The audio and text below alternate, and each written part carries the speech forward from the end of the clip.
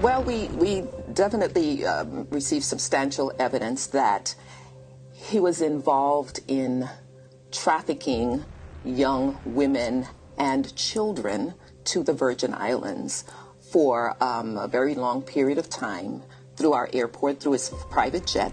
And then he would, by helicopter or sometimes boat, would then transport them over to Little St. James. And that's where he has his complex where he lives, which is his official residence as well. And that these young girls and women were subject to sexual assault, sexual exploitation, through coercion, false imprisonment, where the passports at some points were taken away. The actions were just reprehensible. And it was quite a number of women, and we found through our investigation that at least up to 2018 that continued. So what your investigation is showing is the broad scope of Jeffrey Epstein's nefarious activities, that it just kept going. Based on the evidence that we found thus far. Let me make something very clear. Jeffrey Epstein was very good at protecting himself and being secret. The secrecy he was very good at that. And because of his wealth, his power, he was able to do that and secure that. So when you think about it, he owns a private island. That's an island over a mile away from St. Thomas, the main island. And it's out there and it's isolated. He purchases that, right? Then he owns the jet that flew in to the airport. It's under a name of one of the front companies that actually has been named in our complaint, but it's him. He's the member of that LLC. And he owns the helicopter and the boats that took or transported him and the women and children over to the island.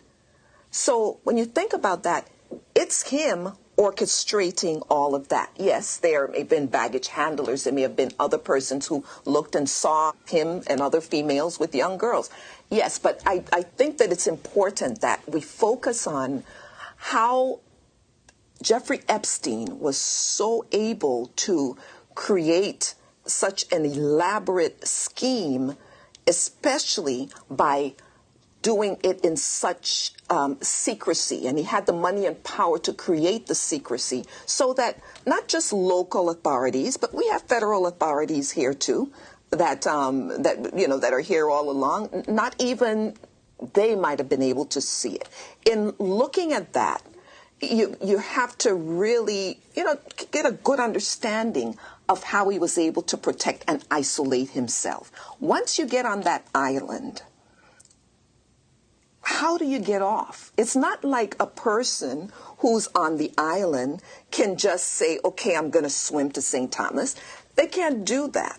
It's not like a person who's there and needs help that they can sneak away and run outside and flag down a vehicle or flag down a police car or run to the nearest police station like they might be able to do on St. Thomas, on the main island.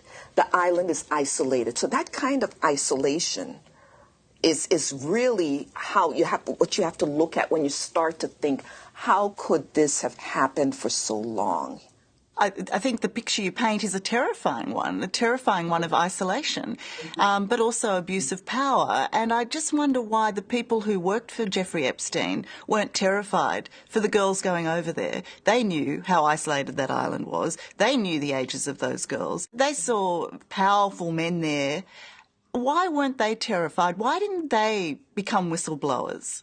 Well, one thing I do know, first of all, is that there are the non-disclosure agreements that Jeffrey Epstein had all of the employees, if not most of them, sign, and they had to agree not to disclose any information to law enforcement or anyone else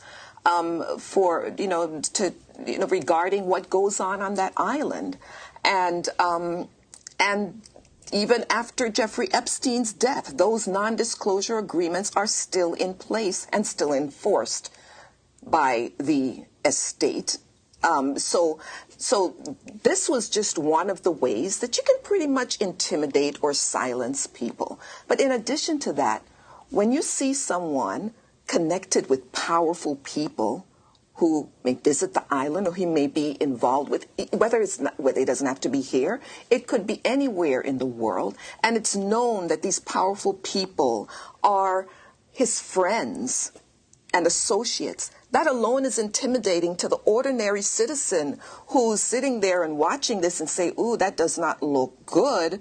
But could you imagine the reluctance of that person to say, I'm going to come forward, I'm going to tell on that person who's friends with all these powerful people? So that alone, the way that he surrounded himself with these powerful people, that was an example of the kind of intimidation that would cause what you're saying, people to be silent about what they may see or suspect. As far as the Virgin Islands is concerned, we need to make sure that the Virgin Islands is not perceived as a haven for this kind of sexual exploitation, human trafficking, and sexual and child abuse. We have to make that clear. It is very important that we enforce our laws against human trafficking, against child abuse, against child and sexual exploitation of women. It is important that we do that, because if I don't do it as the Attorney General, the top law enforcement person, if we do not do it in the Virgin Islands, then those types of crimes will continue to flourish. Hello, I'm Tara Brown. Thanks for watching. To keep up with the latest from 60 Minutes Australia, make sure you subscribe to our channel.